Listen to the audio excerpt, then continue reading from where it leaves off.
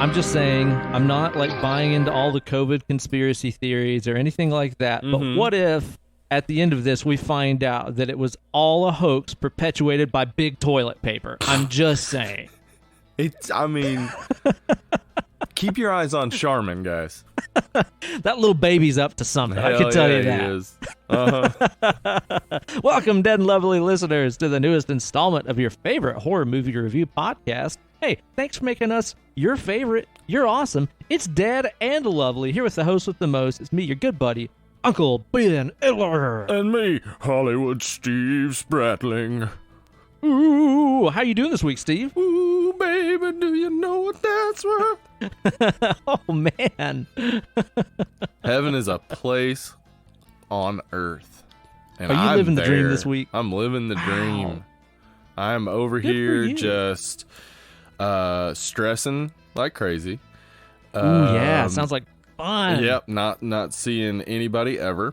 And basically just my brain is turning to mush. So, great. I'm doing good. Dude, that's sick. That's It's so awesome. good to hear. It is. It's pretty fun. How about Did you have a good 4th of July? You know, since Emily and I have gotten a dog, I have not enjoyed 4th of July. No, I hate it. It's nightmare day for the dog. Yeah, I hate it. So, luckily it wasn't too bad. I turned on. I have a stand fan. What are those things called? One of those fans. The old that stand stands. Yeah, Well, let's call it a stand fan. a stand fan. So I turned the fan on high to get that white noise going, and I was watching Marvel movies most of the night. So it was nice and loud, and she was under my desk. She has a bed under my desk, but she was laying on my foot the whole time. Like, just make sure that you don't go anywhere. Yeah, exactly. The booms. Exactly. Aw, I hate it, man. I do too. It sucks. We were, camping over the weekend, a little family camping trip up in the Moontons. Uh-huh. And so, thankfully, we were up in, a national park and stuff like that where fireworks are definitely not allowed. So, on the actual day of 4th of July, there were no fireworks. But when we came back on the 5th, of course, because there's so many rednecks around here that just love blowing shit up, that means that we're going to have a week of fireworks every night, right? Yeah. So they started their commotion, but thankfully we were also watching some big time Marvel movies to help drown out the noise. Man, I'll tell you what, camping, it was hot up there. Real hot up there, Steve. I bet. I did some independent research, and this is kind of a hot take. I know a lot of people don't want to hear this, but guys, according to my research, I have found indoors is better than outdoors. You know what? I'm going to go ahead and I'm going to verify with my own research that, in fact, yes, indoors way better than outdoors. Yeah, that's a 2 for 2 right there, huh? So, the first person to come across a cave was probably like, I don't know about this. But then when he got in there, and he was like, well, Oonga boonga, he probably said. Oonga boonga, indoors better. And I'll tell you what, Steve, I have grown a newfound hatred for a person that I think should live in infamy and history. Oh, who that is? That's the person that designed the bags that sleeping bags fit into. Because I'm just thinking, there was a meeting at some point at Coleman. We're like, okay, we've got the new XR75 sleeping bag coming out. When you roll it up, roll it up tight. It's about a 20-inch diameter. We're going to make a carrying bag for it. That way you can put it on your shoulder and carry it around to the next campsite or whatever. Oh, it's a great idea. Well, let's see. You said the sleeping bag itself is about 20 inches. I guess the protective bag should be, let's give it a little wiggle room, maybe 24 inches. And there's a drawstring in the top so you can tighten it up. And then some evil bastard was like, no. It's going to be dead on balls accurate. Yep. 20 inches. No margin for error. As you push it in, you're going to hear thunk. Yeah, exactly. And then they're like, that seems a little harsh. I mean, you got to think people out there camping, they're going to be exhausted. Maybe they've been hiking and all that stuff. They're probably dehydrated. I don't know. I think we should give them some wiggle room. Nope. And this guy was like, fuck no. 20 even. Ship it. You give those motherfuckers an inch, they'll take a foot. like a foot, dude. Fuck that guy. Why do they have to make him that way? Well, you know, the thing is, after World War II, we took a lot of those Nazi scientists and brought them here. So that's probably one of them. That's probably one of them. Yeah, he was working for Coleman. So after we got back from camping, dude, we got ourselves a whole big old mess of Indian food and just plopped down on the couch and just drank champagne and watched movies all day in the air conditioning, the glorious, glorious air conditioning. So we had ourselves a good time, man. Maybe that's why people love camping, because they love getting back home and being like, oh, right. Oh, this is better. Right. Right. Duh. What the fuck was I thinking? So you started up your own Marvel journey just like we did a week or so ago, Yeah, I mean, right? you guys were talking about it. So I was like, huh. Oh, the cool kids doing The it. cool kids are doing it. Actually, what I was thinking was, I could turn these on while I'm working out. Oh, yeah. And so that's what I did, basically. And I've gotten through Iron Man 2 so far. So I watched old Captain America. Really enjoyed that aesthetic. I had forgotten how cool that like the way that they do Hydra in that movie looks really cool. Oh, yeah. I love the look of it, too. It's very good. And then I liked Captain Marvel a lot more watching it as the second film. It makes so much more sense seeing it that way. And then Iron Man's still great. Iron Man 2 was better than I remembered. We watched Iron Man 2 this week, and I agree. I don't really remember Iron Man 2 that well, honestly. But watching it again, I was like, this is better than I remember. I was thinking about that exact same thing, because as we watched through some of the ones that I'm about to tell you about, I was expressing the same deal, where I was like, I didn't really remember this movie. I didn't really remember much about this movie either. Yeah. And I think it's because back then, when those were coming out, we thought that they were just one-offs. Yes. We didn't know that they were all weaving together to become this mega ultra storyline. Like now when you watch a Marvel movie, you're watching for any hints of how this could tie into another movie that you know is coming out. Absolutely. But back then we just watched them as one-offs, so we didn't pay as much attention to them. Yeah. As we have, the more recent wave. So yeah, I experienced that exact same thing. I'm glad it's not just me. And Iron Man 2 was totally better than I remembered. Yeah. I want Justin Hammer to come back in the future, because I love Sam Rockwell. He's so he's great.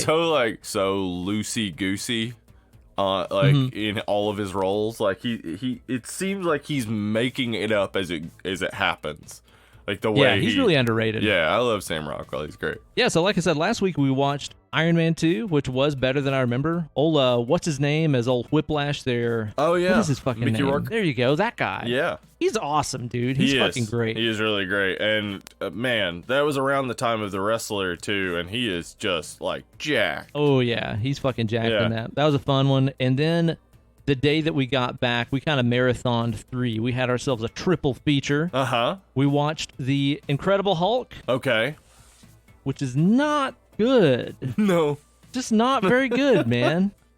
Again, totally remembered nothing about it, and it's because there's not really that much to remember. That movie feels like a Michael Bay movie. It looks like a Michael Bay movie. Everything's got this like gritty, kind of nasty, grungy tint to it. Yeah. It doesn't look anything else like the other Marvel movies. I even wonder if they were planning on tying this in as a big, continuous storyline when they made that, because it doesn't feel anything like the other ones. It has no humor. There's like no levity to it at all. Yeah.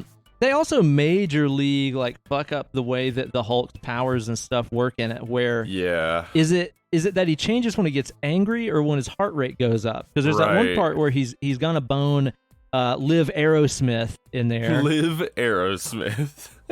And he's like, I can't get my heart rate up too much or else I'll turn all green and big. Yeah. And it's like, okay, so you can't even do like cardio or you'll turn into the Hulk? I thought it was when you got angry. I guess they keep that up though, because, Hulk basically says he can't have sex to, what's her name? Scarlett Johansson. Fuck. Black Widow. Black Widow, right. Does he? Yeah. I forgot about that. So I don't know, because there's so many things that would get your heart rate up. Like just being happy gets your heart rate up. So it doesn't work if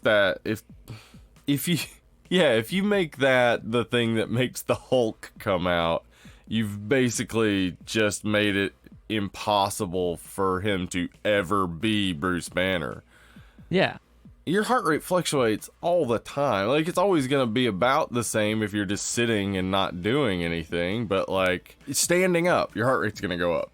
Like, yeah, if you have a bad dream, if you have a nightmare, your heart rate's going to go up. So he's just going to turn into the fucking Hulk and smash his bed? Rip up his night clothes and stuff? Yeah. He goes through pajamas like you wouldn't believe. So, yeah, no, I'm with you on that. That doesn't make any sense. It's curious. Yeah. Yeah. The Hulk movie, not very good. We watched Thor after that. Okay. Still fun. Yeah. Still a fun movie. Yeah, I like that Kat Dennings in there. She's fun. Oh, yeah. She's great. You got Portman in there. You got Hannibal Lecter is in there. Hannibal Lecter is in there. That is true.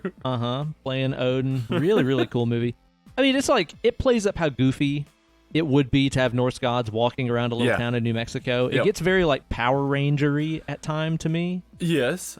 Yeah. Which I'm okay with. Yeah. It's fun. I can see that. It does feel Power Ranger-y because the town they're in seems entirely fake. Yeah.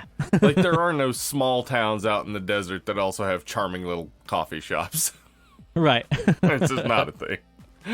Fun movie, and that led us, of course, to the Avengers, which is still fucking great. I think the first Avengers is probably still in my top 5, maybe top 3 Marvel movies. It's very solid. It's just the perfect balance of, like, there's so many fun little set pieces in there. You get to see so many of your favorite characters interact and, like, fight with each other.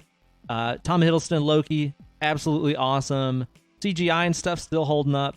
Yeah. A lot of fun. Still love the Avengers. Yeah, I'm with you. Last night was Monday, which means it was Docu Monday here in the old Petler Inn household. Oh, yeah? And we watched Disclosure on Netflix, which is the Laverne Cox documentary. Okay. It's not I thought it was going to be about Laverne Cox, but she was just kind of the centerpiece, or maybe the person that helped put the whole thing together, I guess. Oh, okay. And it's just kind of about the entire history of transgender people in entertainment and in pop culture and in world history and stuff. That's cool. It's a great watch, man. Yeah. Like, it really is very well put together and had some really insightful stuff in there. One thing in particular that I thought was really interesting is they pointed out that, you know, whenever you think about men in drag in movies and you're thinking about Tootsie, right, and you're thinking about movies like that feature, you know, well-known male actors dressing up like ladies, all that it does is make you aware of the fact that that is a man dressed up like a woman. That's a man actor that you know. Right. You know? That's Tom Hanks. Yeah, exactly. Yeah. As opposed to, why don't they just cast actual trans people in those roles? Right. And validate them as human beings? Don't put Dustin Hoffman in a dress. Yeah. Yeah, or identifies with that and isn't just doing it as a role, and maybe that will bring some validation to them as human beings. Right. You know? Yeah. Interesting stuff. Just perspectives I hadn't thought about. Yeah, I wish there was more representation. I think we're getting there, but it's so slow. Like, slow, man. Constantly having to fight so many steps backwards that progress is. Is it even happening? I mean, I guess it's happening. There's progress, right? But like, it's just so hard to. You know, at this point, been around for over 30 years. Nothing seems to have gotten much better, even though I know it has. Yeah, sure. It's just the same fucking shit over and over and over. I really do hope we get more trans representation, so we can maybe convince the J.K. Rowlings of the world that trans women are women and trans people are people. Yeah. Yeah. Imagine that, right? Yeah. Yeah. So, yeah, more representation. We need it. Definitely. Watch Disclosure. It was a really good watch, man. Definitely when fun you said and, that and at first, I was going to be like, Ben, that is not a documentary. That is a movie. It's a Demi Moore and Michael Douglas. They weren't actually... in some sort of inner office relationship. That was just a film. Dang it, I thought that was like a live action thing to just turn the cameras on is all. Right. Now, Steve, after we watched that, we got a preview for something that I am intrigued to watch, and I wasn't aware that this was even a reboot, but I guess Netflix has like restarted Unsolved Mysteries? Yeah. Emily and I watched, I think 3 or 4 episodes of it. Yeah? Oh, shit. Yeah. Dude, tell me about it. Is it good? Should I be excited? I was kind of disappointed with the first episode, Aw. but then got more into it. There's a UFO episode that really brought me back because I was like, that was the stuff I remember from Unsolved Mysteries. Like, I know there were actual, like, true crime mysteries, but the stuff I was always interested in was like, oh, Bigfoot or UFO, you know? Yeah, dude. So- Those are the ones I remember, too, for sure. When man. they- The when- cryptozoological ones Yeah. and the UFOs. Yeah, when they got to that episode, I was like, all right, yeah, this is decent. So it's worth a watch, but it's I mean, the tone is different than the original. I don't know why they even called it Unsolved Mysteries. It's just another Keeping the brand name alive. yeah, it's just another true crime show that Do they do the spooky Unsolved Mysteries music, though? not really. Oh, come on, I mean, it has like dude. the opening bit, but it's like it doesn't keep up that Robert Stack Unsolved Mysteries tone, and also they only cover one mystery an episode, so they end up dragging some shit out where it's just like the first one that was the reason it was so upsetting was they mentioned that the guy got a phone call at night, or this is the second episode. They mentioned that a guy got a phone call, and then the entire time Emily and I are like, okay, so did they who called him? Like, we're like, okay, so who called him? And they're like they just keep going over how they couldn't, there were no evidence. We couldn't find any evidence. And it's like, all right, but who called him? We're 40 minutes back to into that, this. please. Who called him? Oh, Yeah. man, dude. Yeah, Oh, it was sounds like just they could have done frustrating. better. That's too bad. Yeah, but there are a couple in there that were definitely worth it. There's a guy in there that is one of the creepiest people I've ever seen on television, and he thinks he's convincing us he's not guilty, and it's scary. Not working. Not working. Not working. Did you guys get up to anything for a patriotic streaming chat this week? I wasn't very patriotic. We watched Stage Fright, but Okay, Yeah. dude, I've never seen it, but I know what movie you're talking about. Yeah, it's well, I mean, it's definitely weird. It started slow, but once it got going, it was still shit. It started off bad, but after it kicked up, still not very good. Yeah, but it had some good weird moments in it for sure. It's one that I think you might enjoy. Yeah? It really did. It kept losing me over and over and over. But it had some really weird moments that were interesting and fun. There's a guy, the killer is wearing an owl head. That's what I thought. I was going to Yeah. ask you, this is the owl head one, right? Right, yeah. It's very strange. I mean, worth a watch probably if you're like a 80s completionist. That you just have to see every 80s horror movie. Got to get 100%. Yeah, but I don't recommend it. Right on, man. We'll have to check it out sometime. I love me some silly Euro, comically strange horror movies from the 80s, Yeah, so it it's might that. be right up my alley. It's that. Yeah, it's definitely right up your alley, yeah. And of course, if you guys want to join in on the old stream and chat and hang out with the boys, hanging out Why, with you the could do boys. that. You could come hang out with the boys, except it's not the boys, it's the peoples. We got all It's the sorts everybody's. of folks. Yeah. It's on Discord. I've posted the Discord link a ton of times. I'll post it again. I post it every Friday as a part of the announcement that we're doing the stream and chat. We stream a movie on YouTube and chat about it over on Discord. It's a fun time. That's a good old time right there. And everybody's doing a little drinky Lincoln, aren't they? Yeah. Yes. And that usually does hamper any sort of like real criticism of the movie, because by the time the movie's over, I'm usually pretty buzzed and don't Yeah. remember. If we watched a classic film, I wouldn't really remember it that well. Well, dude, speaking of boozing, Yeah. I just looked at the clock. It's 3:39 p.m. on a Tuesday. I'm feeling like I need a cold beer. So why don't we just go ahead and crack us open a buddy beer? This is the first time that we've had ourselves a buddy beer on the show. We did a little social distant beer drop, so that way you can get a pull of your own on what I'm sipping on right here. Yeah. Also, too, I think there should be a theme song for this that goes, Buddy beers, bouncing here and there and everywhere. Yeah. Buddy beers. Man, when Emily and I got Disney Plus, we decided to get it one night we were drinking, and we listened to the opening song for Winnie the Pooh and for that's a crusher. the Gummy Bears. Yeah. Dude, the Gummy Bears theme song is one that is like definitely burnt into my head forever. Absolutely. As well as David the Gnome. Oh, David the Gnome. David the Gnome. Man. That was real, right? It I didn't just was. like dream that And up as a weird. kid. You know what kids will love? Little old German gnomes in a forest as a cartoon. I mean, I did watch it. Yeah.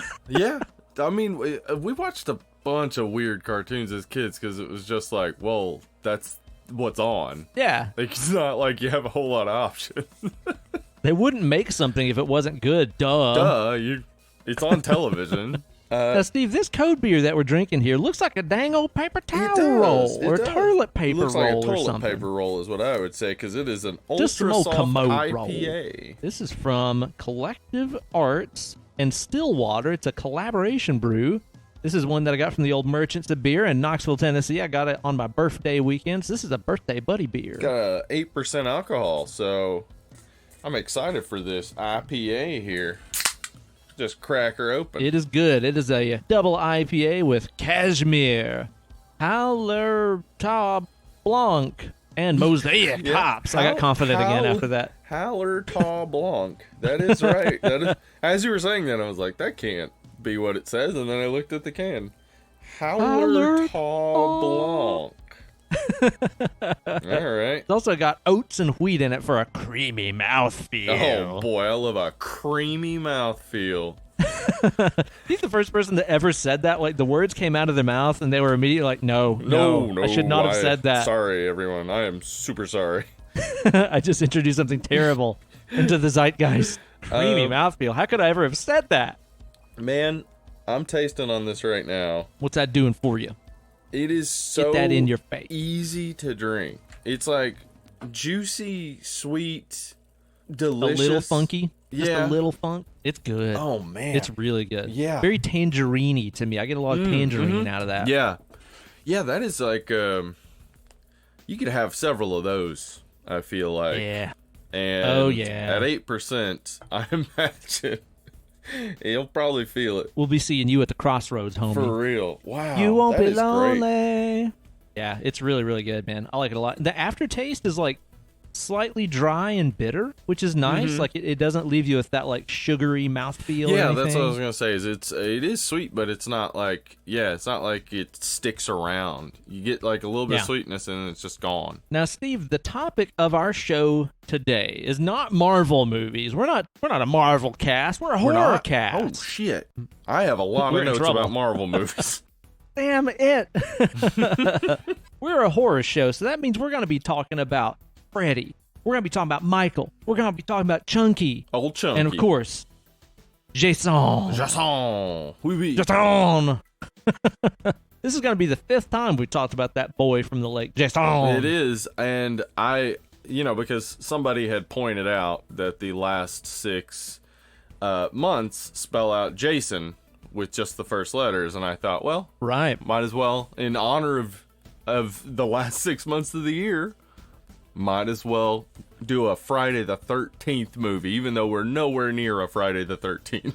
Yeah, it's all right. It worked out okay. Yeah. I mean, it's not like this movie really ties in any way to Jason No. Voorhees' story. So No, honestly, this could have been a spec script. Yeah. That they were just like, I don't know, make him Jason, whatever. it's not even like the movie's about Tommy Jarvis. It's just like a story that involves Tommy Jarvis, sort of. Yeah. But the most noteworthy thing about this movie is that it has not just one of those super rare death scenes that we get in movies sometimes. It features two Yeah. dumper deaths. Dumper two deaths. dumper Mhm. deaths. Two people that are murdered in, around, or about a turlet. A turlet. Yeah. That's a rarity. it This is. movie's got two of them. It's got two of them. They may have gone a little overboard. Also, trademark Den Lovely. Yeah. Dumper deaths. Come Yeah, on. Don't steal dumper deaths, guys. Yeah, that's ours. Totally ours. And, it really got me thinking, man. I was like, there's been a lot of other great dumper deaths in the history of horror and in cinema. That's true. So, Steve, I say, this is just a wild idea. This is just me talking out my ass right now, okay? Okay. I'm just thinking, before we get into the movie review, how about we just take ourselves a little side detour into that preview palace? Hey guys, come over here. Oh. Look, Who's that? look, I got a side. This is a side door. Just go in here. Over here? Yeah, Okay. come on in. Yeah. Okay. Now that we're in here, welcome to the preview palace. All right. We're here. We're here. We made it. We made it. Well, Steve, now that we're here in the preview palace, I want to give these bustas a breakdown of our top 5 Yeah. dumper deaths. Mhm. We kind of arranged these before we started Yep. recording. Going to be We some have big to talk reveals in about here. People dying on toilets. I mean, you got to seize the day. You You got to do, seize you the really occasion do. when it presents You really itself. do. Now, Steve, if I wanted to see a pretty spectacular dumper death, Uh-huh. that was maybe one that was, let's go a little bit classier than a slasher. Let's go with like a foreign language flick.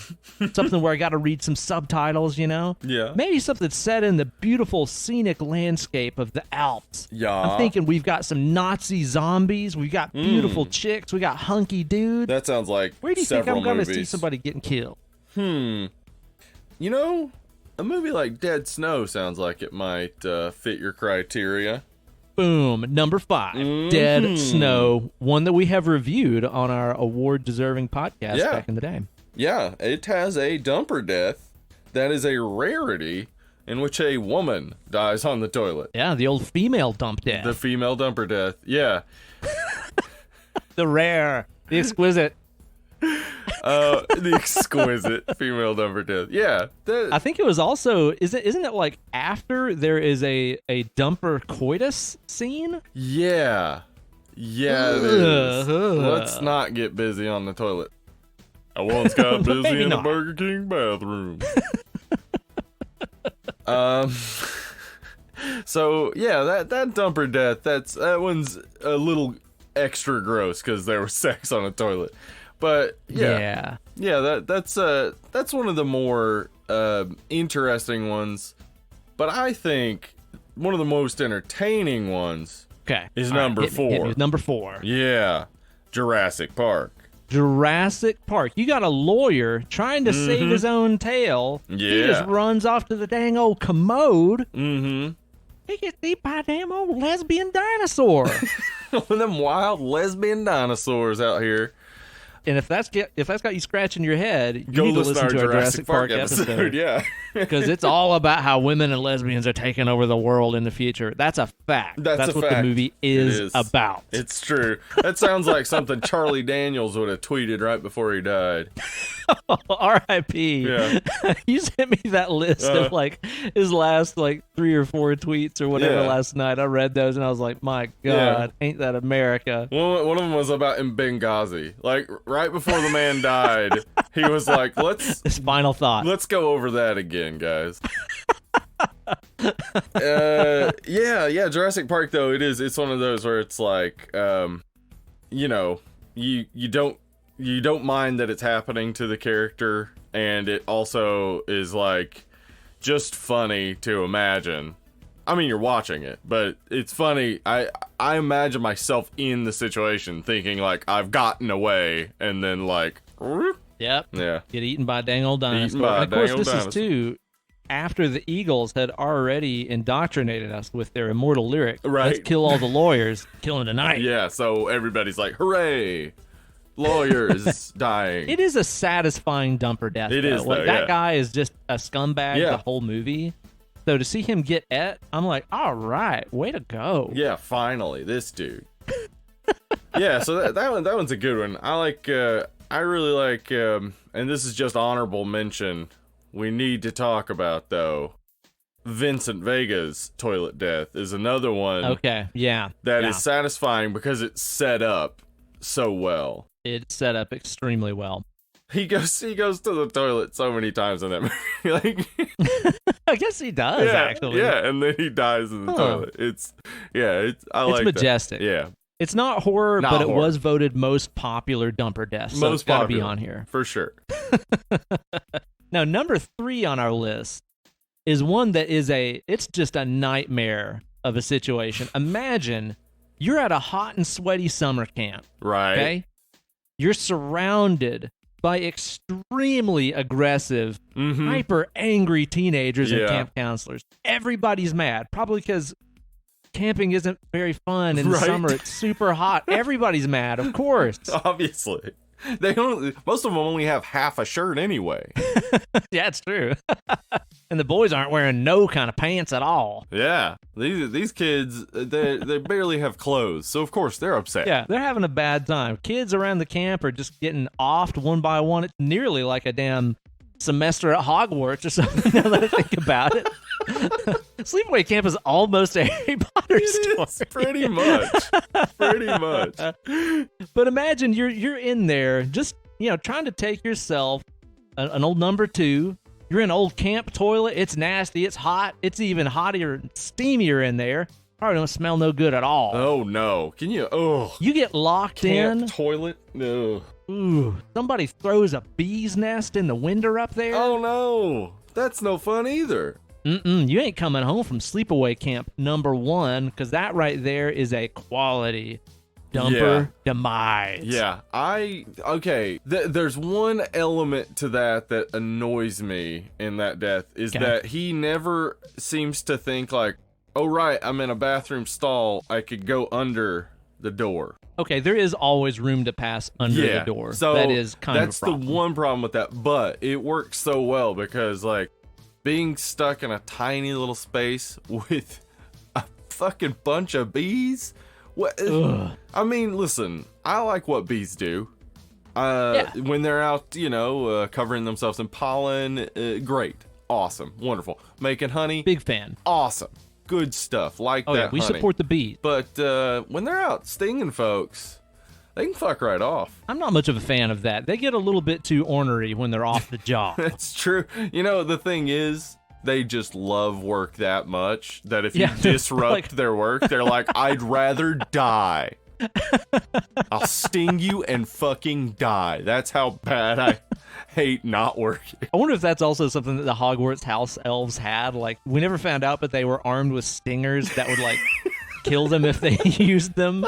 And they only did that if they were off the job because they just love work so much. They love work so much. Yeah. Yeah, that makes sense. That's probably what it is. Yeah, that's a great kill. That's a good one right there. But I don't know if it was something that was so bad that if I would have seen it as a child, it would have traumatized me about going to the commode. I can tell you ever seen something like that for number 2? Number 2, appropriately, is Ghoulies 2, and it's a guy about to do a 2 who gets ghoulied from the toilet bowl. Oh, no. Yeah. Oh, that no. scared the shit out of me as a kid. The idea of something, because you're on the toilet, it's like your most delicate time, right? Like, it's a vulnerable so vulnerable. Your testicles are just out and about, just dangling there. The idea of something coming up out of the toilet, it scared the shit out of me as a kid. Watching it now, which I did just before, just to remind myself of it,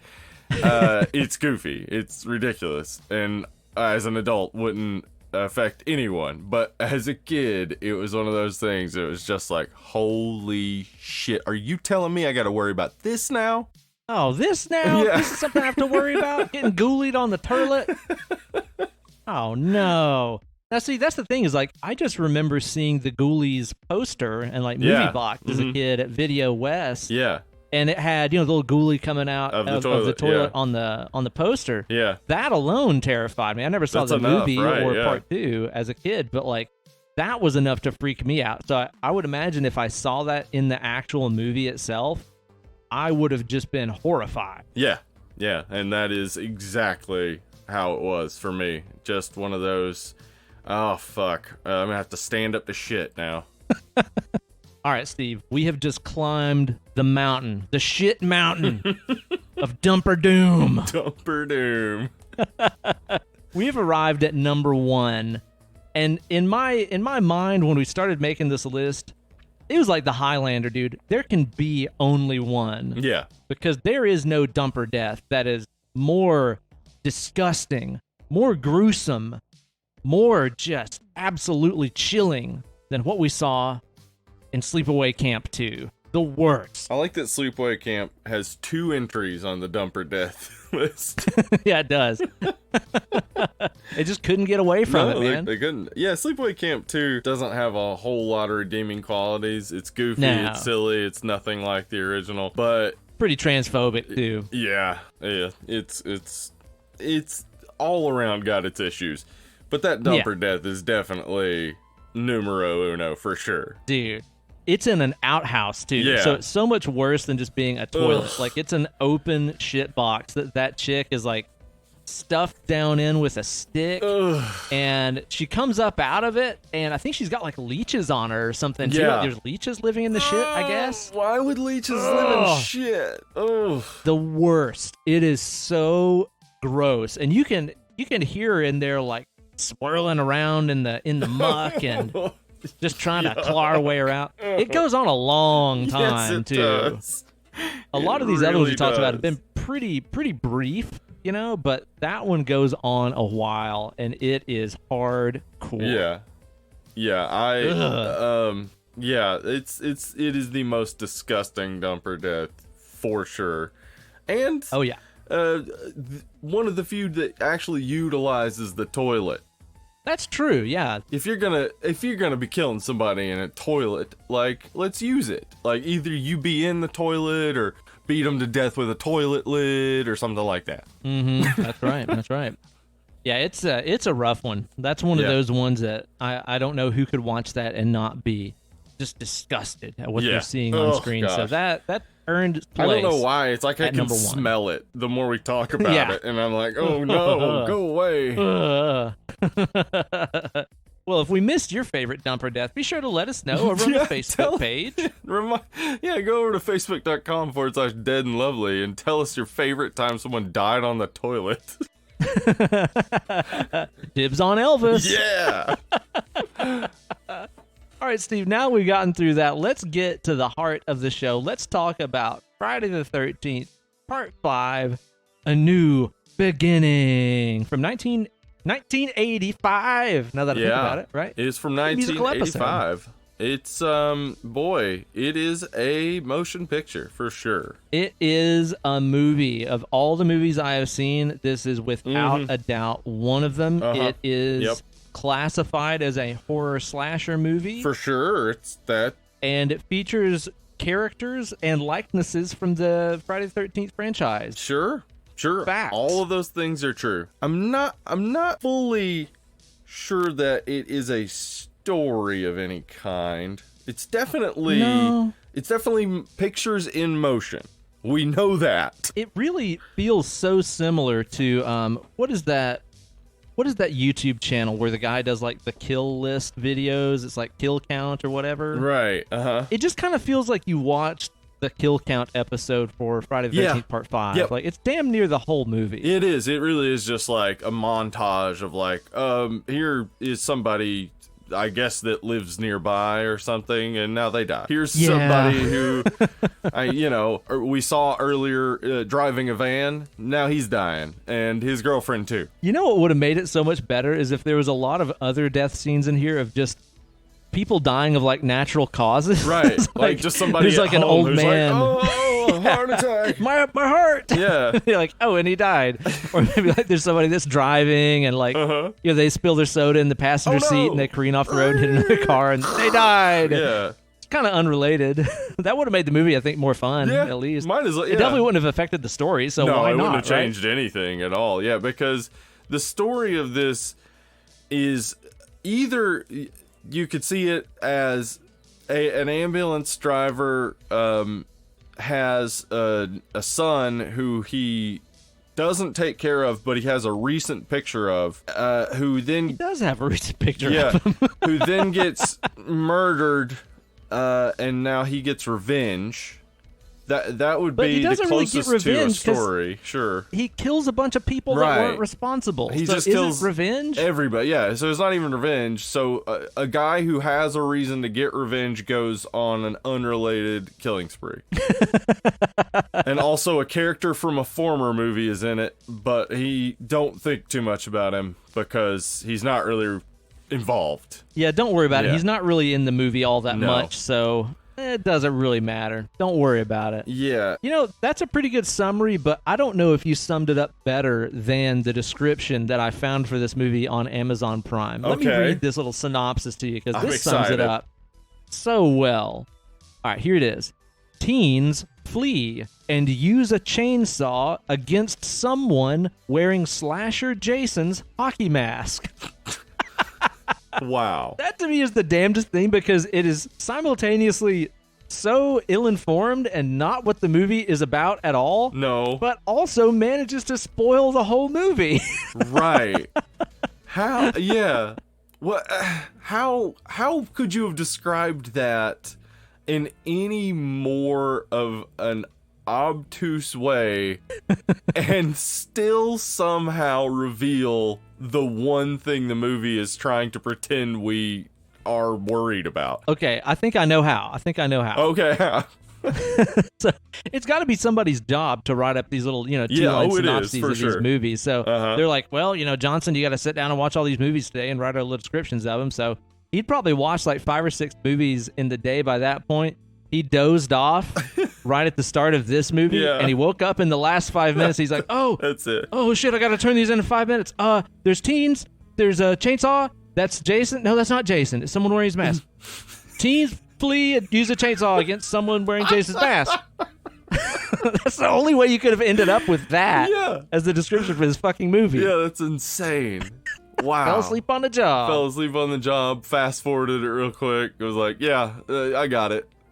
That seems to be the gist of it. So, whatever, man. Yeah, this movie, it's coming after part 4, which is my personal favorite of the entire franchise. It's absolutely great. It's so good, dude. And the ending of it, of course, that was supposed to be the end of the Friday the 13th franchise. Just putting it to bed. Like, Jason, he slides his head down on a machete. There's no way he's ever coming back from this. But then you get the creepy Corey Feldman, like, oh shit, maybe he's lost his little 12-year-old mind. Like, if they wanted to make a sequel, they could, pick up the baton right here. Yeah, they could have... It would have been fine ending the whole thing there, but if they wanted to keep it going, it would have been so easy. If they could have gotten Corey Feldman back to do the full movie, I think they could have made a really good sequel. But he was off doing Goonies, working for Spielberg. I understand why he didn't come back. I don't understand why they didn't just wait for him to be done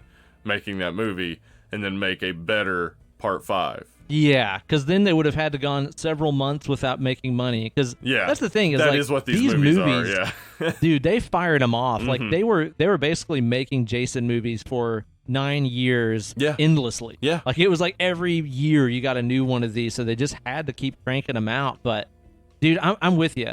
Like if they could have done some kind of other Jason story that took place in the past or some shit like that, And then the next year, pick up where 4 left off with little Corey Feldman. That would have been a much better way to do all this. But of course, no, they just they needed that cocaine money.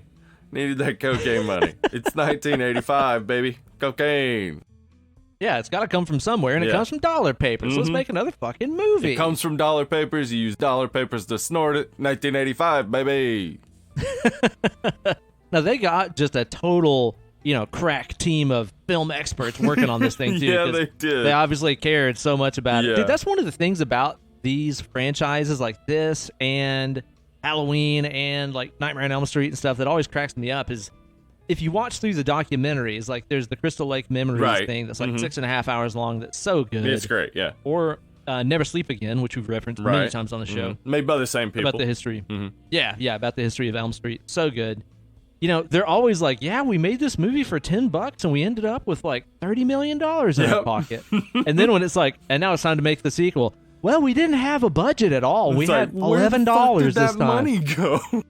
Yeah, like all these movies were so cheap to make, and they had tons of fucking money. Yeah. But then they're just like, yeah, we hired whoever would do it for $50, so here we go. Yeah, I mean it's a good gig if you can get in it. Producing horror films in the 80s and doing tons of blow. Yeah. I don't know why they couldn't just hit the brakes or, as you said, do something from the past, like show us how Jason survived or whatever. I mean, not that that's a movie I need to see. I don't really need it, but it would have been better than a movie that doesn't even involve Jason Voorhees and really just has no story. No. The film just kind of shits on the fact that the previous film was the pinnacle of the series. Yeah, it does, kind of. Exactly. It takes the idea that the fourth one ends on, that maybe now Tommy Jarvis could become the killer, and it's like, ha ha ha, ha ha ha. Nah. Imagine if we did that. No way. We're not doing it. It's a way cooler storyline. A random ambulance driver gets mad and kills a bunch of people. Yeah. What? It doesn't make sense. Yeah, and he for some reason he always carries that news clipping of stuff about the murders or Crystal Lake. Not incriminating at all. Also, is that like mugshot of Jason? Who the fuck? Look at that photo. Well, how did they get that? Yeah. How did they get that? Maybe, yeah. You think Jason got arrested for like public intoxication or something? He was outraging, dude. Yeah. He was so drunk he didn't remember he just kills people, so he was like, all right. He like got in the back of the cop car that took him in. I probably deserve this. It's amazing, too, that it apparently took, like, I guess 3 different people to write this movie, and this is the best thing they came up with? Yeah. I don't know. I mean, honestly, I think the screenplay has 3 names on it, probably because no one of them wanted to take absolute responsibility. Like, the 3 of them were probably just like, I think you 2 did more. They should have their names on. It was finally just like, all 3 of your names are fucking going on it. That's it. Just disperse the blame among 3 people. It's worse than it being one person's fault. For sure. I mean, this movie definitely has its bright points. For sure, it does. The people that are living out in the other house that's stuck in the Dust Bowl era, Ethel. the time vortex people, you mean, and Ethel and not Randy Quaid. Yeah, not Randy Quaid. Ethel is worth the movie. I think she's funny enough that the movie is still watchable. I mean, there's other elements that are good about it too, but Ethel really adds, I think, some levity to it. But she's gone pretty quickly, and then I'm just gonna call it. The popular couple's costume of 2020 is going to be sexy Ethel and Junior. Sexy Ethel and Junior. Oh, yeah. gosh. Junior's going to have a stew bowl as his costume accessory. He's so annoying. That character is so annoying. Oh my God. The worst. He just repeats everything that Ethel says and laughs about it. You know who they look like? It struck me while I was watching it the other night. Do you remember on like old school, like old ass Nickelodeon, they had that show called You Can't Do That on Television? Yes. Yeah. You remember there's like the greasy bum, like always drunk dad in there? Yeah. Yes. They look like characters from that disgusting show. That might even be what they were going for, because this 1985. You Can't Do That on Television it was on and popular. Yeah. Oh my God, dude. And of course, like, I just really think that there must be some sort of like time vortex around the Crystal Lake area, because not only are these 2 people living in like primitive Dust Bowl wilderness conditions, They also have like an old grifter that comes by the house looking for work. Yeah, like a 1930s hobo shows up, and he's like, "Ma'am, I'd gladly do work here on your farm for money or a meal." Like, it's just like, that's not a thing that was normal in the 80s. That is a thing that was normal in the 30s, in the 40s. Here's the thing, not the though. 80s. Okay, this movie came out in 1985, but it's set in 1989. Right. So maybe in the this future, is their vision of the future. In the future, they're hobos again. Yeah. We're going back, y'all.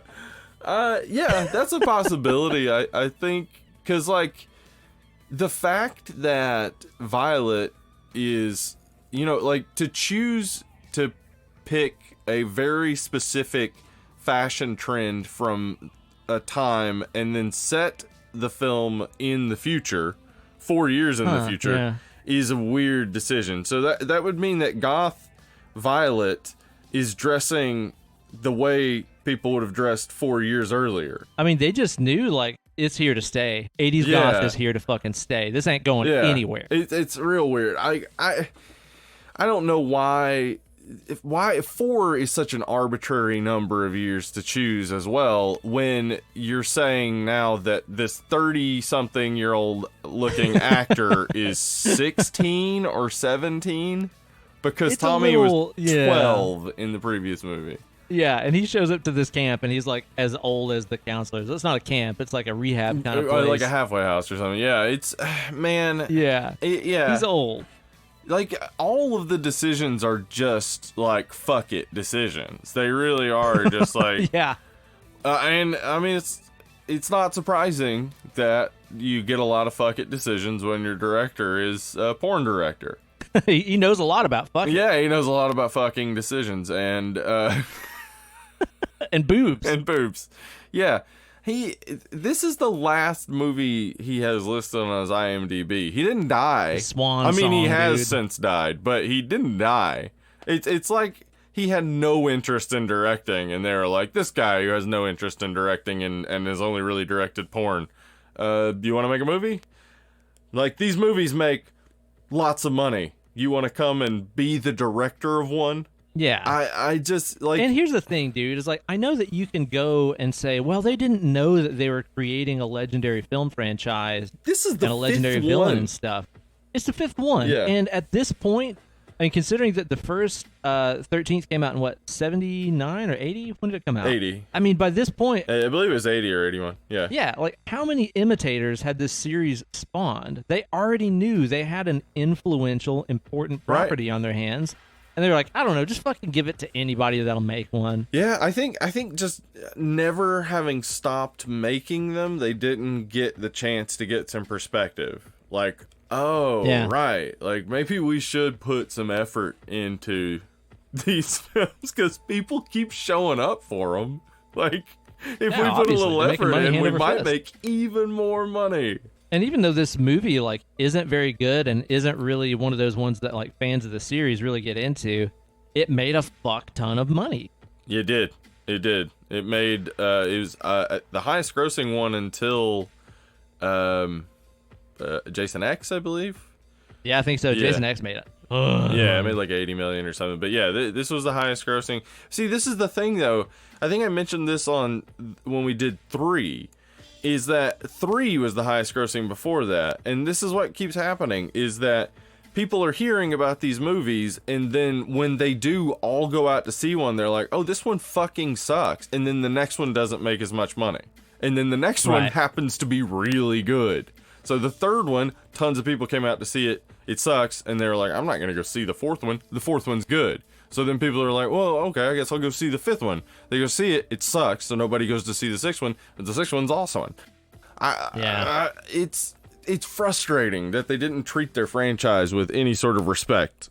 Yeah, no doubt, man. No doubt, yeah, because it just does seem like this is absolutely just a cash grab. They didn't really care anything about continuing the Tommy storyline that they set up in 4, or continuing like Tom Savini's incredible special effects and kill scenes that he set up, or like developing the character of Jason Moore. Like, the thing about this movie that kind of gets me is it does nothing for the lore, for the myth of Jason. No, it doesn't.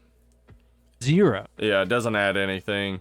It doesn't it doesn't give us any new knowledge. Yeah, there's no reason for it except to make money. Yeah. It does the special effects that it does have, I think, are done well. There's a couple good ones in there. There are a few good ones. They're not like nearly as memorable as some of the stuff that we saw in part 4. Some of the deaths in that, dude. Oh man, like the corkscrew kill and Crispin Glover getting that hatchet through his head and stuff. Yeah. Or it's like a machete. I mean, God, it's so good, man. There's some great kills in 4. Yeah, 4's got this great kills. one, it's got a fuck ton of kills, and it's like, what's the body count? Like 22 or something like that? I think 22 die in this, and some of them die from us seeing a hatchet in the air. Some of the, like the ambulance driver, do we even see him die, or we just see that he is dead? Like, so many. I think it's an off-screen kill. Yeah, so many of them are off-screen, or we don't see anything, and that is not the fault of the production. That stuff all kind of got cut to get an R rating. Yeah, it was highly edited. Apparently, the original cut was way gorier and had way more sex and stuff in it. Yeah, and I just wonder, like, because previous installments have been very gory and full of sex and stuff, like, why was this one different? Why? I don't know. Like, I mean, this shows far less than 4. Yeah, absolutely so. I don't know, like, if they had pissed off the MPAA or something, or if they didn't do what they normally did, like paying them, I assume. I mean, MPAA is a corrupt organization and they suck. So I can see that maybe they were, because 85 just doesn't seem like, to me, it would be any different than 84 the year before, 83. Like, why would in 85 now people are up in arms about it? It just seems like suddenly stuff is much tighter regulation wise. Like, why would that happen? It seems like, I think that the production probably was one of those where, like, at the end they were like, I don't want to try to convince the MPAA of all these things. Just cut it. People come see the movie and we'll still get our money. Yeah, totally. Yeah, because there's some of those movies that you hear about, some of them we talked about on the show and stuff too, where it's like they sent like 17 cuts of the movie just with like milliseconds of film spliced out. Yeah. Just so they could get that R rating. Right. Or, they convinced them it's really more of a gory comedy than anything. Yeah, just to get the R rating. They let it slide. Yeah, but in this case, it's like they didn't try anything. They were just like, okay, you want to cut all that stuff? That's fine. We don't care. Well, here's the thing that I wonder about, though, is I wonder if it was one of those things where it's like, they have like weird quotas for stuff in the MPAA where they're like, well, you can show this much boob time, and this much violence time. Jesus. So it's like, now, considering how much like female nudity there is in this movie, they're like, well, you've either got to cut all the boob stuff out or the kill. Yeah. Because the thing is like, you can edit kills down to make them less gory. Sure. But if an actress filmed all those scenes without a shirt on, it's kind of hard to edit around that. But maybe they're just like, well, we got to work with what we got on film here. Yeah, we can't do so reshoots. We don't have the budget. Cut the gore. Yeah. Which is such a fucking dumb move. It is. It is. Especially for this series, because that's what people are coming to see is the kills. Yeah, totally. What's some of the kills in this that stood out to you as being good? I like the garden shears through the eyes thing. That that was what's her name? Debbie Sue Voorhees, the brunette chick, the brunette who I absolutely rented this movie as a kid a lot because of that scene. I can imagine why. And apparently it was way longer in the original cut. In this movie longer. It's like sex scene for 3 seconds and they're done. Yeah. But that kill I really enjoy. I think that's like an interesting, it looks like, to me at least, with the way they did it, it looks like he stabbed in the eyes and then like cut through the bone in between. Looks that way. But we don't see all that. That's the problem with the kill. Here's the thing about that scene to me that's weird too, is you have that death with shears, and then the next thing that happens is her like boyfriend gets killed with that belt around his head. Yeah. Which are both just direct copies of kills that happened in The Burning, Right. that came out like a year or two before this. Even the and way is they a shot, way better movie. even the way they shot the shears was almost like trying to imitate that scene. Yeah. Yeah, dude. Which, P.S., I started rewatching The Burning the other night. I didn't watch the whole movie, but I put it on while I was working on some guitar stuff. And I don't know if it's just the cut that they have on. I think I put it on Shudder the other night. Dude, I sent you the clip of like when that prostitute gets killed at the first of the movie. It's so violent. It is way more gruesome than I remember. Yeah. Like, I don't know if this is a different cut or if I just didn't remember it right. I think we just didn't remember it right because, like, it seemed extra violent, but I think that is what it's always been. It's just like, man. I don't know, man. It's a very effective movie in certain moments. The way that Tom Savini did the fingers coming off in like, the raft scene, the raft massacre, dude, incredible. Yeah, and that's the thing too that shows you that you know Friday Part 5 here is just not really that successful of a flick. Is that The Burning came out before it with no budget, right? I mean, no budget. A bunch of like at that time unknown actors and actresses. Totally unconnected to any other film franchise or anything like that. I mean, it's kind of based on the Cropsey legend, but I mean, that's not well-known kind of shit. No, not like outside of New Jersey, yeah. Yeah, exactly. And that movie is incredible. It's got some, definitely some parts that haven't aged well and some creepy parts in it, but... That's true of most 80s films, unfortunately. Of most, yeah, that's true too. But that movie absolutely crushes, and... I think having watched, you know, The Burning so close to watching this made me realize just like how much this movie missed the mark, you know? Yeah, I agree. I think that this film definitely, I mean, it's almost like you didn't even have to try that hard, and somehow they tried less hard than that. Like, you're on the 5th installment of your franchise. People are gonna come see it, you know, from the ticket sales leading up to this. They're coming no matter what. Yeah. I just don't know how hard you have to not try to get this out of it. But again, if I'm sitting down and watching these films back to back, this is not like I'm gonna stop watching these movies at this point. Like, the 5th one isn't like, say, Jason Takes Manhattan, where I'm like, all right, I can't even get through it.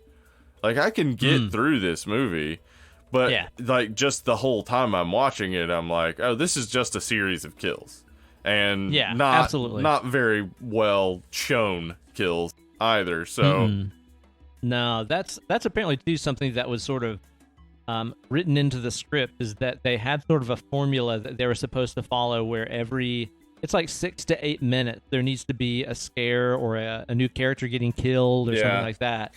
It's just this super predictable rhythm that the movie gets into, to where the kills don't even become shocking or exciting or scary at all anymore. You're just like, oh, here comes the 3rd new character in the past 20 minutes. They're definitely going to get killed, and now they're dead. Here comes another new person, and they're dead. I mean, none of it mattered. The only kill that is effective at all is the first kill, and that's not even done by someone pretending to be Jason. Let's talk about that first kill real quick.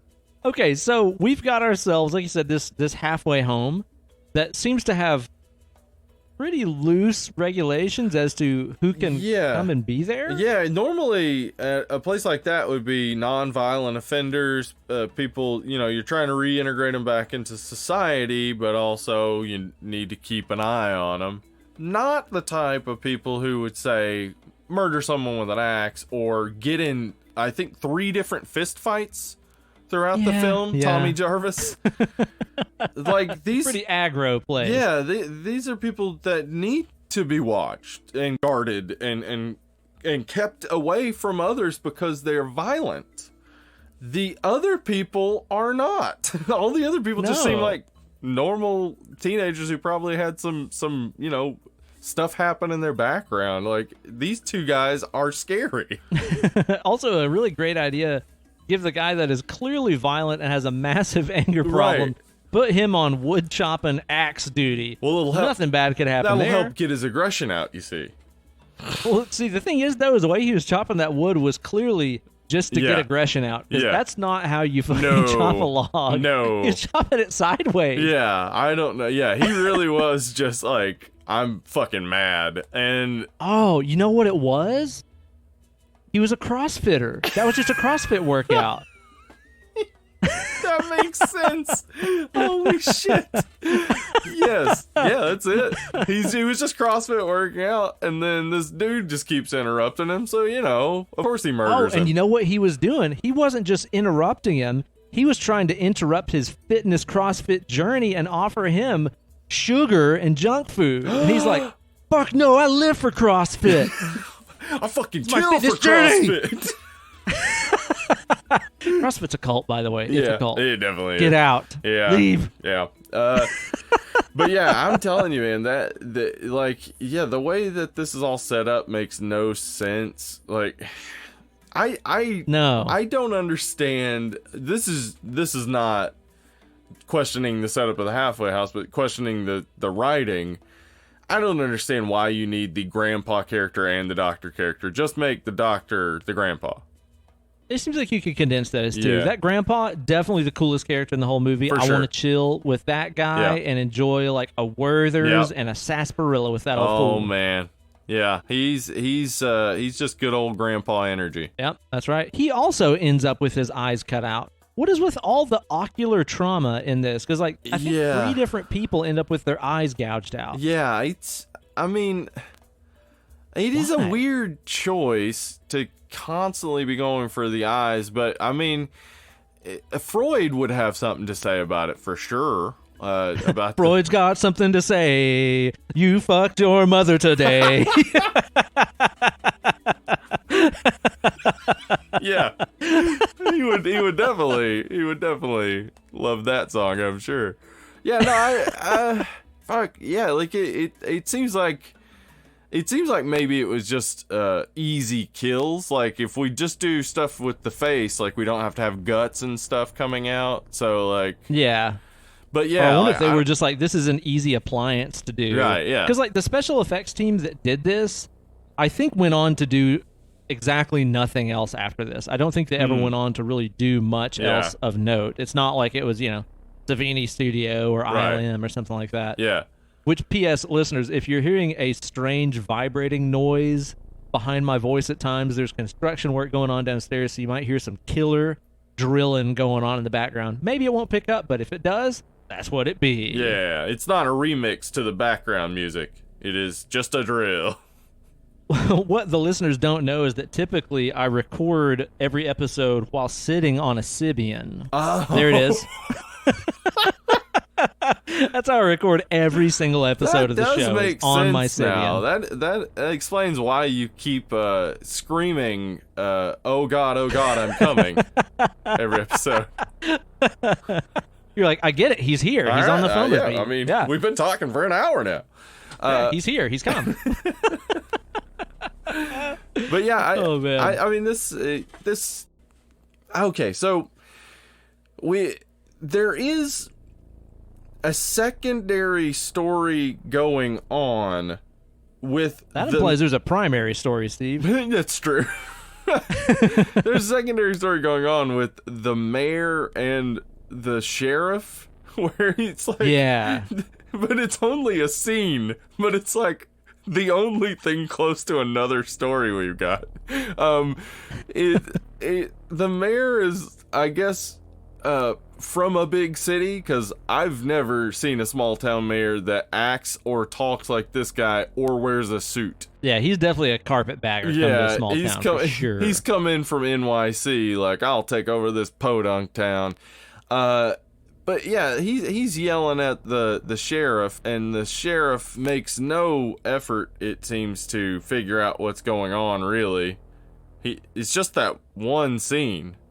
And then there's not really anything to it, huh? Yeah, but they set it up like we're gonna see something there. Like maybe the sheriff is gonna be like pressured into trying to figure this out. But no, it's just a scene that just happens. I hadn't thought about that. That never comes back or bears any relevance whatsoever. Yeah, and that's stupid as fuck. Yeah, there's no reason for it to be in a goddamn horror movie at all. Like, no. It's almost like the director watched Jaws the night before, and he was like, if you have like a mayor character, it helps. It makes your movie more legit if you do that. So Spielberg let's just go ahead and did write it, this scene so...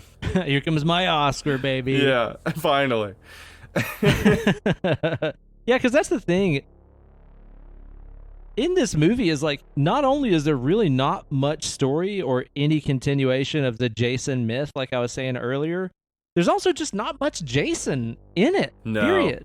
No. The guy who we're supposed to think is Jason is on screen, I don't know, maybe 5 minutes of the movie entirely. Yeah.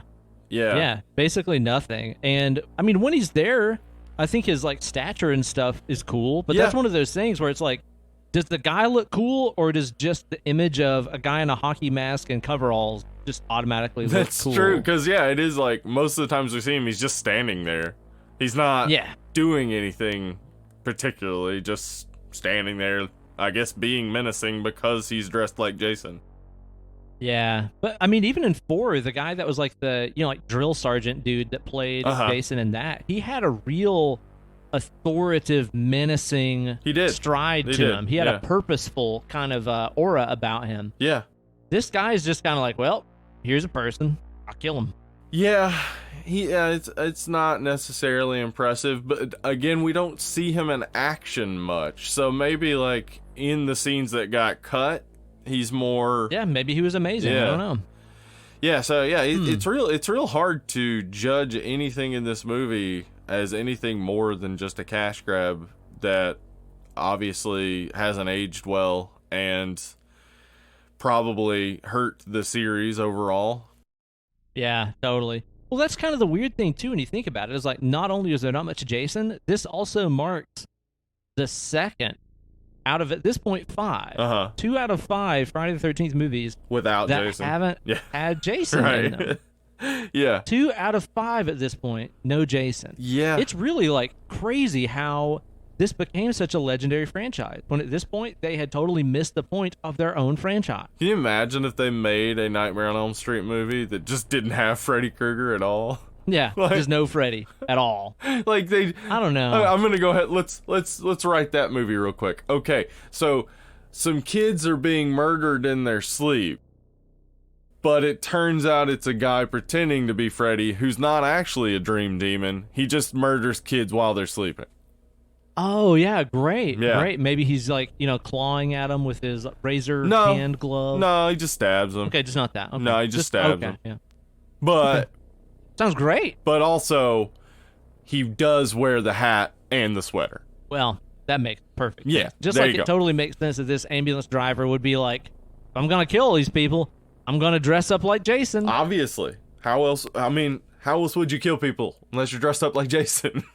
Yeah, why would you do it not dressed like Jason? I totally don't get it. I totally don't understand why he assumes the Jason persona. Like, I get if this was a non-Friday the 13th movie, like you said, ambulance driver, he comes upon the crime scene where his own son has died, he wants to exact revenge on the people.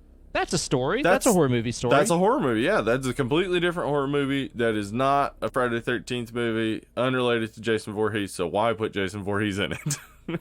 And you could even do something interesting with that, where it's like, because this guy is an ambulance driver and he's the one coming to pick up the bodies, he can, disguise the crime scene and cover his tracks and shit like this. Yeah. There's a movie there. Absolutely. For sure. That's a movie that would be much more interesting, I think.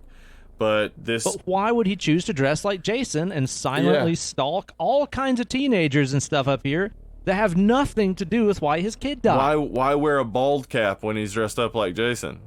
Like, dude, he goes through the effort of wearing a bald cap. Yeah, like, nobody is witnessing these murders. It's not like they're going to be like, oh, I saw his hair, it looked like this, and then they'll be like, oh, you know who has definitely hair wasn't like that? Jason. Yeah. Yeah, you're right. Nobody's getting away anyway, so why even go through that extra effort of disguising his hair? Yeah, it's ridiculous. I mean, like, you need people on set asking these questions, but I don't think I think maybe the questions were asked the first couple of days, but by the end of the production, everybody was just like, just don't ask. Don't even ask. Yeah, just go with it. We just finished the movie. Yeah. Yeah, pretty fucking weak, man. And like I said, it's just like, He has no motivation to kill all these people. Why does he kill those nice young gay greasers? A rat-a-tat-tat, a rat-a-tat-tat-tooey. Fix a fucking car, rat-a-tat-tat. He wasn't a fan of music, I guess. That's something you didn't learn about his character. He wasn't really a fan of singing and scatting. Crap my ass, one of those guys Hey, says. listen, though, man. They've got a big, like, scatological thing going on with those two greasers. There's crap my ass. There's all the singing he's doing. What's that? Scatting? Scat? Like poop? Okay. What's going on there? They're trying to make us think about butts. They're trying to make us think about butts because they're trying to indicate that these two characters are gay. Butts, exactly. Which is a theory people have about these two characters. I wonder about. I mean, because like I didn't think about it until I heard that theory on the documentary. It's interesting. I don't actually even think that the theory that the characters are gay it holds up, honestly. I think that the way it came about was probably a bit, like the theory, the way it came about was probably a bit homophobic even, because it's just two guys that are, there are no women around. Like I don't understand. Probably gay. Yeah, probably gay. I don't understand where that theory comes from. It's entertaining to imagine, like, what if those two are gay and they're just like the one's like pretending the car's not working, like, oh, we're stuck out here, and the other one's like, oh they're no, having, I like, can't dress up fix night. it. Like, yeah, like, let's be greasers together. Yeah. Oh, crap my ass. Yeah, that's a fun theory, but I think, man, the only way I can think that it came about is through homophobia. So it's like I don't want to entertain it as likely, because I don't think that the people who came up with the theory were thinking like that they had a nice connotation to these are gay characters. Yeah, you're like right. You know, when you talk about like Nightmare on Elm Street 2 and you say, well, you know, he's obviously gay, what we're seeing is a story of a gay man dealing with his homosexuality, and that brings something to the story. It brings something to the reading of the movie. When you say these two characters are gay, it's like, well, then what is it? How would that change anything? Yeah. It just what would doesn't that do mean? anything. Right. Yeah. It's, yeah. So I don't get the theory. Well, those aren't the only memorable characters that we're introduced to in this flick. My absolute favorite character in this movie, definitely my homeboy, Demon. What you know about Demon? Miguel Nunez. Hell yeah. Man. He had a busy year. He had a busy year. He was Spider and Demon. And so also Vic, who I forget his name. Vic was also in Return of the Living Dead as Suicide. Yeah, my main man, Suicide. Yeah. So we have two Return of the Living Dead alumni in this flick. So that's pretty cool, actually. It is. Those guys had a like damn busy connection. year. Probably had a lot of... Dude, I'll tell you this, though. Can you imagine how much fun they had in 1985 working on the sets of these movies? It was probably a fucking blast. Oh, I'm sure. I'm sure they had a lot of fun filming this movie, but it's interesting that you mentioned that, because John Shepherd, who plays Tommy Jarvis, the thing is they didn't tell people what they were auditioning for. They said that the name of the film was going to be something like Repetition. And yeah, it's a David Bowie song title. Yeah. They named all the pre-pros after David Bowie songs. Yeah. And so the guy who played Tommy, John Shepherd, he gets the role. He thinks this is like a serious role. Aww. So he spent months volunteering at a local mental institution to try to get into the mindset of this character. And then gets on set and finds out that they're making a Friday the 13th sequel. That he's barely and in. he gets like 2 lines in the whole movie. Dude, that sucked, man. It's terrible. He also had to hit the gym a lot to get those colossal abs he's sporting in the movie. Yeah. He's buff. That Tommy Jarvis. He's a 16-year-old in this. For sure. He is not 30. Pushing 30. For sure. Yeah, dude, Demon I love because great. He's a rock star that lives in a van. He's got all kinds of random food laying around. Yeah, he's got enchiladas just laying around. Egg rolls, some pizza. I think like that's like obviously a teenager joke, right? Like, because I mean, it has to be a joke. There's no reason for him to keep bringing up the food. But, like, I think we see it now from, like, our perspective. We're like, yeah, those are all normal foods. But in 1985, it's like, that was junk food that teenagers ate. That's why his stomach is upset and all that stuff. Like, oh, man. He's got to go out to that outdoor commode and get serenaded out there. Ooh, baby. Ooh, baby, baby. Both of them were on a completely different melody. What was that about? But that was a little shit song. Ooh, baby. Doesn't every couple have a shit song? Yeah, I think so, yeah. What's yours? Putting on the Ritz. Putting on the Ritz. Mine's Proud to Be an American. Yeah. Lee Greenwood. Yeah. Or at least I know I'm free. Instead of like the cannon blasts and stuff, is that like flatulence blast? Yeah, dropping turds, yeah. Gotcha. That's good. Very fitting. Yep. Patriotic. Thanks. But, like, that scene is so fucking stupid, and I was so excited to watch it with Kate, because Kate had never watched this movie before. So, like, as soon as the demon scene started, I was like, oh, boy, I can't wait till you get to the outhouse scene. She's like, what? And it gets to that part, and she's just like, what the fuck are they doing? Why is this happening?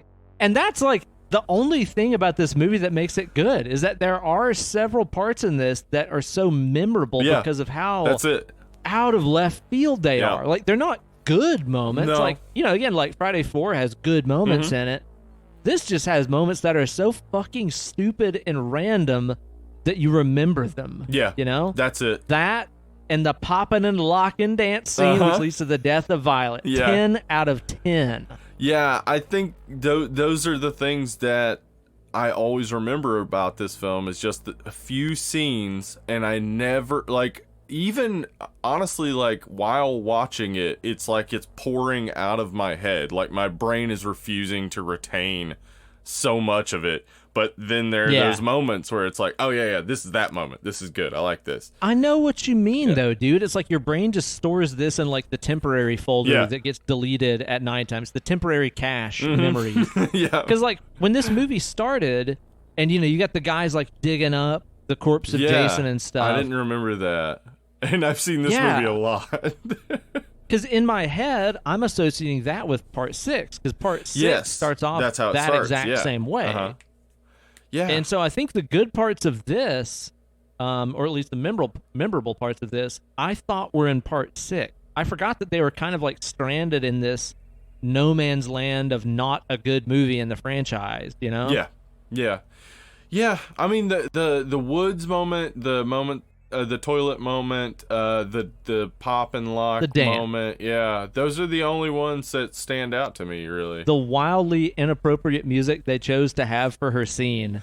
She's like this like mall goth 80s girl. But it's like 70s porn music. Yeah. What the fuck is she listening to? Like, it should have been like Sisters of Mercy or something. Yeah. Also, I don't know if 80s goths like popped and locked like that. I don't really think that was exactly their dance style, doing the robo and so on. I don't know if that was the move. I think a lot of this does just seem like throwing stuff you know about teenagers at the wall. They were like, okay, what do we know about teenagers? Well, junk food. They like junk food. They like the dancing. I've seen those girls at the mall that wear all that eyeliner. They got the crazy hair colors and stuff. Yeah, like it's just a whole bunch of shit thrown at a wall. It's not. I don't think it's meant to be consistent or even thought about. Like, I don't think in 1985 they were like, one day people will have podcasts and they will very deep dive into what this movie was really about. Into Friday the 13th Part 5, A New Beginning. Yeah. Well, but the thing about this movie is that it did introduce a great main character, and you know who I'm talking about, Steve. I'm talking about the main character of the movie, the one that the story's about and centers around, you know. Reckless. The main character, Steve. Reggie. It's about Reggie, okay. I think. That's the best thing I can come up with.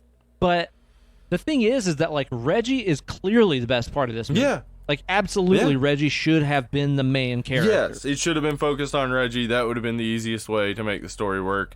Like, you could have Reggie follow that couple out into the woods because he's a young kid and he wants to see people doing it, and then he sees them get murdered by Jason, and then he's telling them, and he goes back to the camp and nobody believes him. Yes, Look, in just a few minutes, we've improved this movie. That's all they had to do.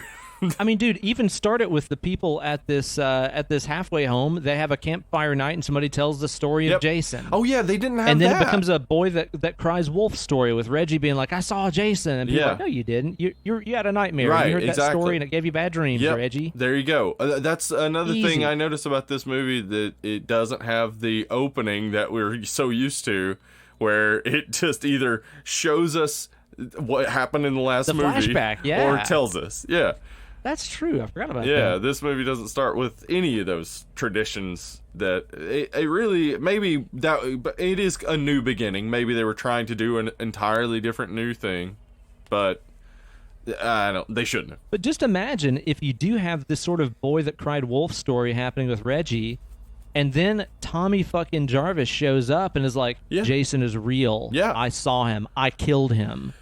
Holy fuck, that's a way cooler movie. Yep. 100% way cooler. And the way the way that Tommy and Reggie interact is like two kids interacting. Yeah. And it made me think, one, they should have just gotten a younger person to play it, and two, it should have had more Tommy and Reggie together. Like, yeah, for sure. Absolutely. So there are simple ways to improve this.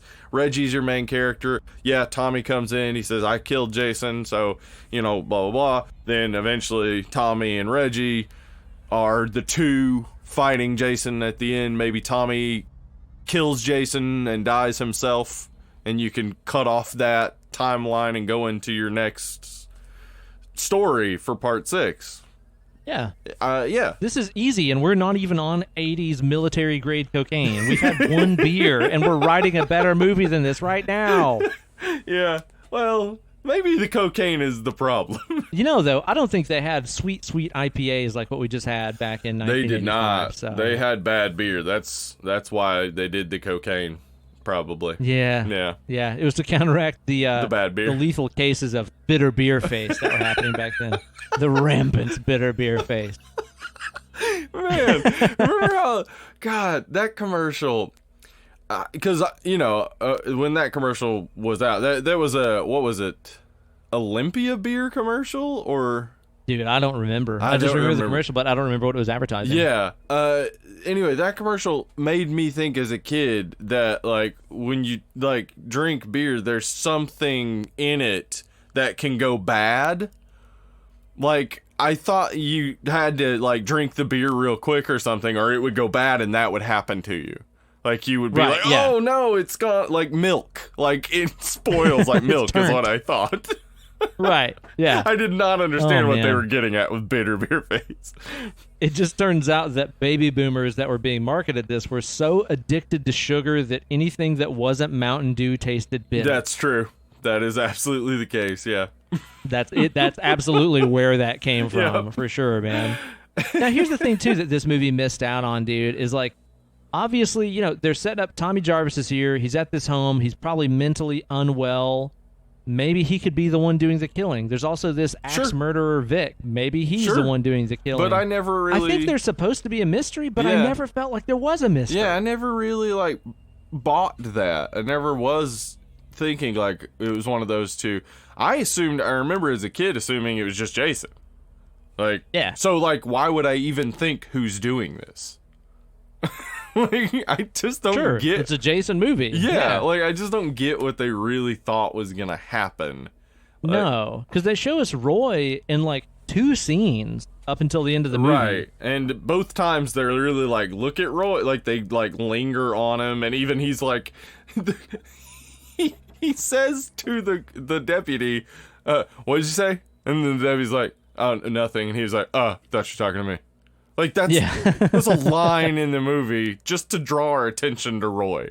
No point. No point to it whatsoever. No, I didn't feel like there was this big reveal of, like, oh shit, I was wrong. Like, I thought all along it was this character. It's just like, I don't know, whatever, it's the ambulance driver. Who the fuck cares? Who gives a shit? You already bought your ticket. Yeah. Who cares? That should be the tagline of this. Friday 13th Part 5, who gives a shit? Or maybe like after he falls on that like thresher or whatever it is that impales him, it's actually like it's revealed that it's the director, and the director looks at the camera and says, "You already bought your ticket. Fuck it." Fuck it. And then the credits roll. Yeah. I love too that when he fell, it showed his like whole face bald cap that he was wearing that somehow got shredded away from his face. And stuff. Man, this movie fucking. The thing is, it's not good. It's not good, but like, I'm gonna keep watching it, dude. That's the thing about it, right? Like, I can sit here and objectively bitch about all this stuff in this movie, and I also know, at the end of the day, we are talking about a film franchise in which a little boy with a melon head drowned in a lake and then emerged as a full-grown man who is somehow immortal. I realize that is the franchise that we're talking about right now. This is not like fucking high cinema, you know? I'm gonna keep watching. I realize how it much better. Yeah, it's like I realize how much better it could be done and how much better other installments of the franchise did it. But at the same time, I don't fucking hate this movie. Nope. Not at all. I don't hate it. I will watch it again because it's at least just like mindless fun. Yep. And again, it's worth watching with other people. Sure. So they can see the random outhouse love song and the stupid pop and lock and just like all this random dumb shit in this movie. It's worth watching again with other people for that. Yeah, but I mean, like the thing is, if this was the first time I had seen it, I would never rewatch it. But I have so much like connection to it that it's gonna remain in rotation anytime I'm like, let's watch the Friday the 13th series again. It's never gonna be the one that I'm like, I can't do this anymore. Like, I gotta skip this one. I can't fucking do it. I mean, Jason Takes Manhattan is that one for me. If I am trying to watch them all through, that's usually where I peter out and just can't do it. But This one is not that. It's bad. There's no story to it. It's really just not got anything going for it, and yet not scary at all. Not scary, and yet it's fine as a Friday the 13th movie. It's fine. I know, dude. It's so mindless and stupid. Yeah. This movie, I'll put it this way, dude. If this movie was a food, what food would it be? What are you pegging it as? Because I know exactly what I would put this as. If this movie were a food, I would say it's Fritos. It's Fritos. Yeah. I love Fritos. They're fine. I like Fritos too. I would prefer chips and cheese on my Fritos. But if you got some Fritos and I'm hungry, I'll eat some Fritos. Classic. See, to me, this movie is a Totino's party pizza. Okay. Yeah. I know that it is nutritionally worthless. Absolutely. There is no substance to it. I am gaining nothing from it when I consume it. I also know that it is a pale imposter of much better versions of the same thing. Yeah. Yep. But it does check off all the boxes of what pizza actually is. It's true. It does do that. And therefore it is tolerable and something I will not turn down. It's a weird relationship I have with this movie. And I think great analogy, honestly.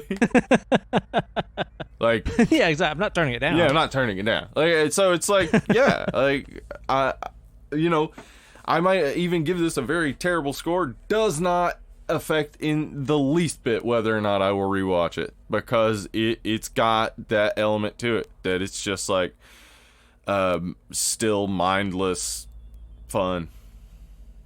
Totally, man. I totally agree with you. Just mindless fun. That's pretty much it. And it doesn't overstay its welcome. No, it's like it's not that long. An hour and a half and it's out. Yeah, it's not that long. I mean, it doesn't feel long either, because it's like you're never really connecting to any sort of story. It's just events happening. No, like, it's just forward motion the entire time. Yeah. Pretty much. One last thing. Soundtrack. How do you feel about it? I mean, it's Manfredini. I mean, it doesn't really stick out at all, honestly, now that I think about it. Yeah, so other that's than bad. At the very end, you've got key, yeah. ta, ta, ta, yeah. ta. I mean, I guess that's bad, because Manfredini's score usually does stick out in a Friday the 13th movie. So, yeah, I would say even they screwed up even that. I think that the score to the movie is bad, but the original music by the cast is a 10. Uh-huh. Outhouse song, Rat-a-tat-tat, my favorite, probably my favorite music of the entire franchise. So the cast performance, very good. Soundtrack performance, not so much. I don't know, man. You got any final thoughts and a rating you would attach to this flick, Steve? Yeah. Final thoughts would be, this movie is an abomination that shouldn't exist. That I like. Yeah, it's probably one of the most complicated relationships I have with a movie, because it's bad. It's real bad, and I don't see any redeeming quality to it. Except that it is in between 4 and 6, which are the my two favorite benchmarks. Friday the 13th. Yep. Honestly, like, leading up to this, I was like, because, like, we're at 5 on Friday the 13th and part 5 on Nightmare on Elm Street, and I was like, oh, well, you gotta do those to get to the better ones. Like, you gotta do 5 to get to 6. You gotta do Nightmare on Elm Street 5 to eventually get to New Nightmare. Like, this is just a bridge you cross to get between 4 and 6, and it's not a terrible thing. So it's fine. But yeah, if I'm putting a rating on it, and this is it's like a 2, probably. And I'm giving it that, I would say, mostly just for the nostalgia feel of it. The positive associations I have with it. Yeah, I know what you mean. I can't really say I'm exactly all that far off from you right there, because I share all the same sentiments. Just so many lame kills. So many of the kills in this, dude, are just like, oh, there's a character on screen, a machete is being raised, and then we stabbed a pillow that was full of blood, and that's it. Yeah, that's or it. The next thing that you see is the person has a red line drawn across their throat in wax crayon and cornstarch blood. Like, right. That's such a fucking lame kill, dude. Yeah, I agree. You know, like, so many of them are just bad, and like you said, it doesn't feel like they fought to keep them in there or make them, worthy of being in this flick. I would have rather had much fewer, but way more gruesome, gory, detailed kills than what we were offered here, which is like 22 nonsense throwaway ones. Some of them that harken back to The Burning, one of which harkens back to Kevin Bacon in the first one. Yeah. No originality, so lame, really. Man. No, and again, barely any Jason. So, I think I'm gonna be like a little bit above you, just in the fact that I will still watch this movie whenever. It's just one to have on. You know, I'm gonna say like 3. Okay. I'm gonna toss this thing a trace. Yeah. If I'm gonna put a rating. I think it's fair. I mean, it's not one that I think anybody out there would jump to defend. Like, people might jump to be like, hey, I like that movie, but they're not going to jump to be like, hey, that's actually a really good movie. Hang on now. Yeah. Hey, I won't hear you besmirch the good name of A New Beginning. Yeah. So, I'm glad we got through it so that we can get to super villain Jason, who has strange, unworldly powers that eventually lead him to space. And then we also get the weird one. Is it 7 with like the telekinetic chick? Yeah, there's like, so it's a whole world full of people who have powers. Yeah, which I think is cool. Like, I love seeing that. Like, finally, Jason has an adversary, like somebody who can actually fight him. Finally, dude. Oh man, because like I think a lot of people would say 6 and 7 are just ridiculous, and I think because of that's why they're cool. Yeah, I would say you're saying it wrong. Yeah. It should be, dude, they're just ridiculous. Yes. You're saying it wrong. It's the wrong enunciation on there. Well, I definitely look forward to covering what we're going to talk about next week. We're going to be breaking the seal on a very huge, legendary director who has done a lot of flicks that I imagine us doing in the future. I'm actually pretty surprised that now, fucking 4 years into the show, we've never done a movie by M. Night Shyamalan. And on next week's episode, we're going to be digging into The Sixth Sense, which I have not seen in a month of Sunday. Yeah, it's been a long time. A month of Sunday. I know the last time I watched it, I was like, wait, Toni Collette's in this. Oh, shit. Is she really? Yes, she plays the mom. Spoilers. Dude. Holy shit, she is. Awesome. Yeah. Well, I look forward to watching that one again just because it'll be a blast from the past. It's been so long since I've seen it. Hopefully it holds up. I recall the last time I watched it being like, man, this is a really cool flick. Yeah, it is. It's well done. I'm excited to get back to it and look at it critically, for sure. For sure, man. So be sure to tune into the show next week. In the meantime, if you guys want to help support the show, join up over on patreon.com/ Dead and Lovely. That's right. We've been putting up some bonus content, some little mini episodes just for people who support the show over there. They're a lot of fun. They Usually are. get about an hour worth of extra Uncle Ben and Hollywood Steve a month if you support the show, even yeah. at just the $1 a month level. It don't take much to keep us satisfied. No. Sassified. We sassify. Sassified. Clarence Carter. That's right. So be sure to go over to that Patreon page and start supporting the show today. You guys can also help us out by writing a review on Apple Podcasts or wherever the hell else you can review podcasts. Help to show up in those search engines and stuff.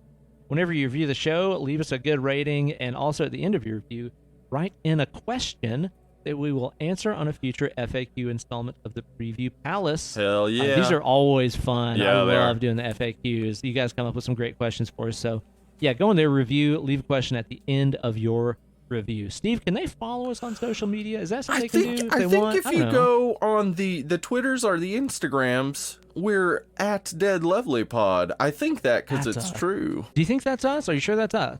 I'm pretty positive. Because I oftentimes am posting there, so I'm pretty sure it's me. You know what? Now that I think about it, I've also posted on there as myself. Yeah. So it is me. Yeah, it's definitely us Yeah, running those. Definitely. Mm-hmm. So be sure to follow those and keep up with our antics and shenanigans.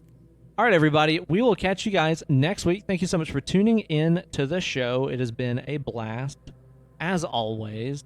I hope you guys are staying safe, happy, healthy, and wealthy out there and washing fucking hands. And your ass. Dude, Steve, have you even stopped to think about how disgusting it would be to be a smoker during this? You have to reach into that crowded little pack of your smokes with your dirty, dirty fingertips, Yucky.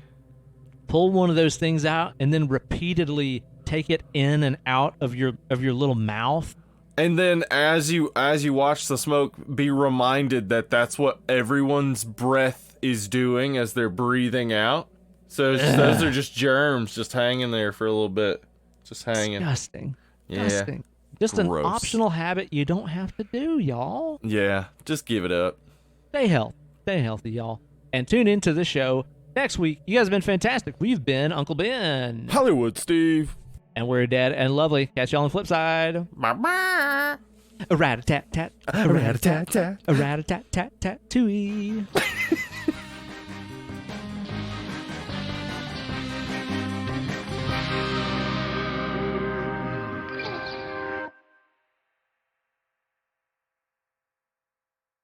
Okay, I'll tell you this. Tell me what. If whenever you call Flea from the Red Hot Chili Peppers and you get his voicemail, Uh-huh. if his voicemail message isn't, "Hello, is it Flea you're looking for?" then I'm disappointed. Yeah, me too. Flea, you're on notice.